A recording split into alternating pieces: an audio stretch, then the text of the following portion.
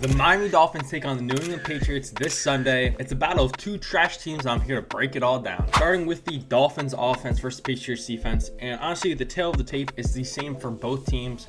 The offense is way behind the defense, and the defense is left trying to carry the offense. The Dolphins are 32nd in points per game. The Patriots defense is 18th in points allowed. Dolphins are 23rd in passing yards per game. The Patriots are 28th in passing yards allowed. Dolphins are 24th in rushing yards per game, and the Patriots are 9th in rushing yards allowed. So based off the notes, Patriots have a bad pass defense and a good run defense. But obviously, they haven't seen a scheme as bad as the Miami Dolphins have been of late. Maybe they get better. Maybe they get back on their winning track. Thankfully, everyone on the offensive side of the ball outside of Tua should be back. Armstead's going to be back. Odell Beckham might return, so that'd be something to look out for. So at least we're getting healthier. But obviously, the offense without Tua has looked quite incompetent. And honestly, a lot of blame has to go on Mike McDaniel. I've been calling to kind of see a schematic. You can't change your entire scheme in a week, but see some dramatic differences in their game plan approach, whether it's going heavy run under center, and it's been the same approach week in, week out. And that's why the results have been, in my opinion, the same as they have been. You're trying to do your motion timing-based offense with a quarterback who's been here for 2 weeks. No duh, it doesn't have success. So calling it for another week to see a bit of a game plan difference, but until I see it, I don't believe it's going to happen. So I expect it to be the same exact offense as we've seen the past few weeks.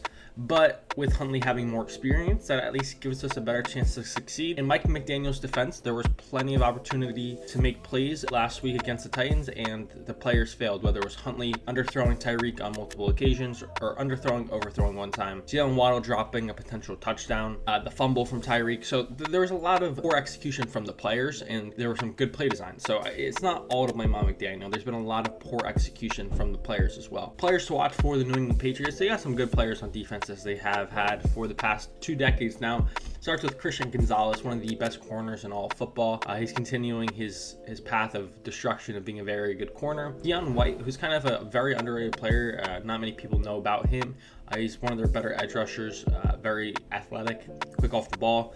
Kyle Duggar, once again, a very underrated player NFL-wide. Every time we play the Patriots, he pops out. He's a phenomenal player. He could be out, though. He did not participate in Thursday's practice, so something to keep an eye out.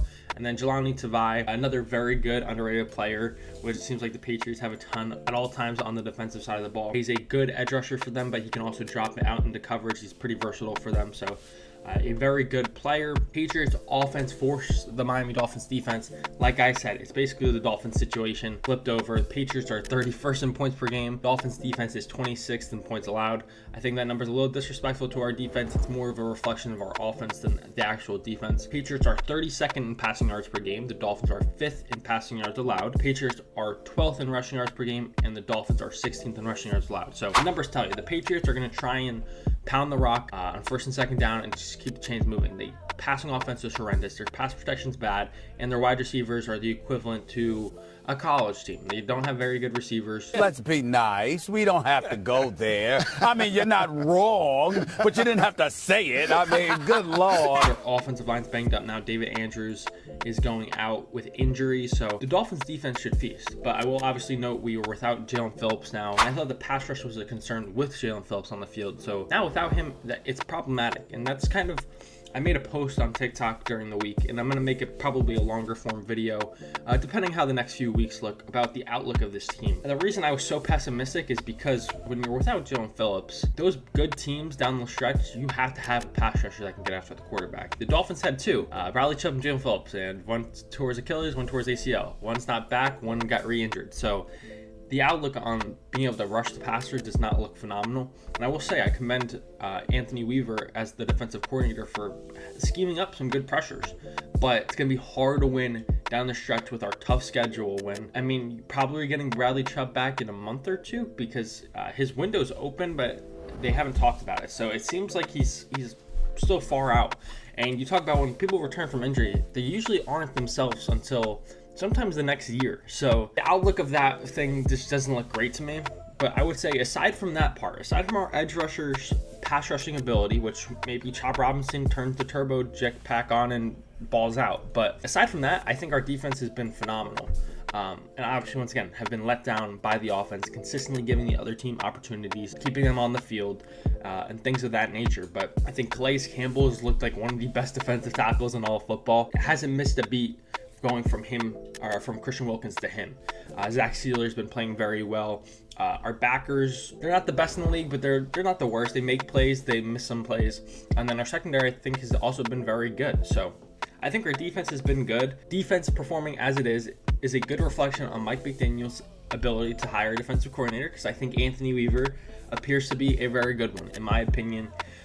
But the keys for the Dolphins defense to win this game, obviously stop the run. As we see, the Patriots are 12th in rushing yards per game and last in passing yards per game. So make them pass, make them one-dimensional. You know they have to drop back and pass, and let your guys eat. Once again, those guys that are going to be eating are not the best. So if it's an obvious passing down, that can only help them. And then I have written in my notes, they are booty outside of that, and that's pretty accurate. I think the receivers are Demario Douglas, who's actually pretty good. He's got a lot of juice to him. Jalen Polk, who's a rookie, and then Kendrick Bourne. The receivers are not very good. They do have some tight ends, Hunter Henry, who's been around the league forever now, and Austin Hooper. So they have some decent tight ends. And then the last key of defense, once again, is figure out that pass rusher. Is it Chop Robinson? Is it going to be Muhammad Kamara? Or is it going to be Quentin Bell? One of these dudes needs to step up and really just start balling out. That's our best path to victory. Ultimately, this season doesn't look like it's heading in a good direction for the Dolphins, but if it has any chance of getting back on track, we need these pass rushers to step up. We need Tua to get healthy and the offense to click because Tua returns. So that's the path of optimism to actually having a run. Tua gets back in 2 weeks. The offense clicks. The defense has been looking good. And then you see him compensate for that poor pass rush with hopefully someone stepping up. And then you can maybe go on a run, especially with how wide open the AFC is. But the Dolphins are very close to the pessimistic outlook. So it looks like it's heading more towards there. But players to watch for the Patriots on offense, it's literally only Ramondre Stevenson. Everyone else is mid. So I am 26-13 lifetime on picking Miami Dolphins games since I started this YouTube channel. So double the wins and losses, so that's pretty good. My prediction for this game, the past 2 weeks I've predicted the Dolphins to lose and I've been right. So I'm hoping I continue my streak of being correct and picking the Miami Dolphins to beat the New England Patriots 24-17. Get us back in the win column, build some momentum, get Tua back after the following week, after the bye week, and maybe you go on a mini run. I'm an optimist, okay? What can I say? I appreciate you guys for watching. Like and subscribe to help the channel grow. Get the best Dolphins merch on the planet at thedolphinsdive.com. And until next time, fins up.